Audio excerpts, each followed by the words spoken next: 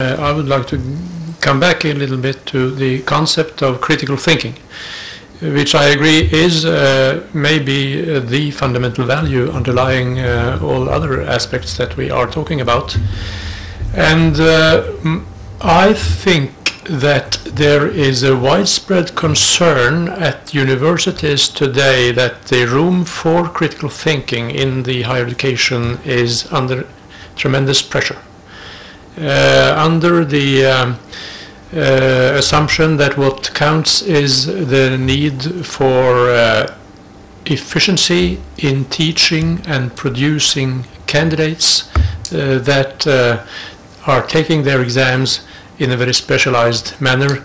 In other words, not learning to learn, but being taught a number of facts and other very specialized aspects. The interesting thing is also that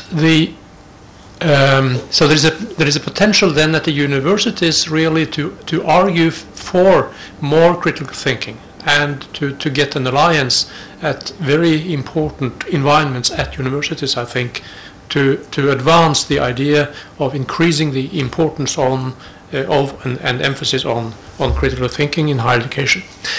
What is maybe more paradoxical is that there is also apparently a greater potential than usually believed in the business community and among employers to advance the idea of more critical thinking in higher education. At the University of Bergen, we did a couple of years ago a survey among the business community and the employers in Norway, and it turned out that what they really asked for when it comes to evaluation of university candidates as potential candidates for their jobs is exactly more critical thinking and analytical abilities and so on. So the potential among the business community and the employers really also is greater for advancing the idea of more critical thinking than is generally and usually thought even at universities themselves. Then what about MOOCs? There are of course a number of opportunities or possibilities related to the development of MOOCs. Of course, it is the technological development that makes MOOCs possible. And this might be a concept or a way of higher education that increases tremendously the accessibility, the availability of higher education to a larger number of the young people around the world. It might also increase the potential for interactivity among students and their teachers.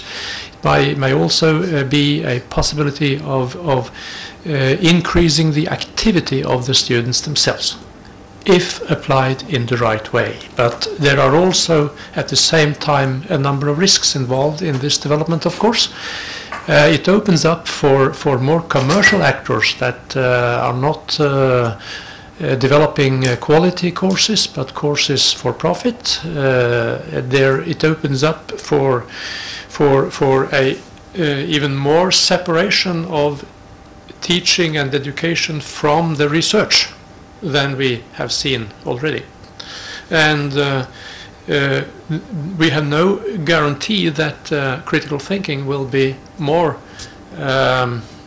linked to MOOCs than to traditional teaching and education at the universities. So I think then one possibility of increasing the critical thinking in higher education is to insist on the higher education being based on research, which is the main idea of the good research universities, which is also under pressure in many countries and many places. So if we could sort of do an effort to secure the possibility for quality-based, research-based and critical thinking-oriented education in MOOCs, then we would really be able to use MOOCs in a positive, constructive, very good way, rather than risking all the difficulties that it also might imply. So that really are something that we should consider. But to conclude, I think to do that, to sort of secure the combination of research and education, the quality of education, the potential for critical thinking in the education, I think we have to work with universities, not as an alternative to universities, because these values are, after all, traditionally anchored within university environments, and it is there where we find a large amount of concern today for the pressure that these values are under. So there is a potential there really to form partnerships between World University Consortium and leading universities in various parts of the world to develop the ideas that the best parts of the university environments already are striving for.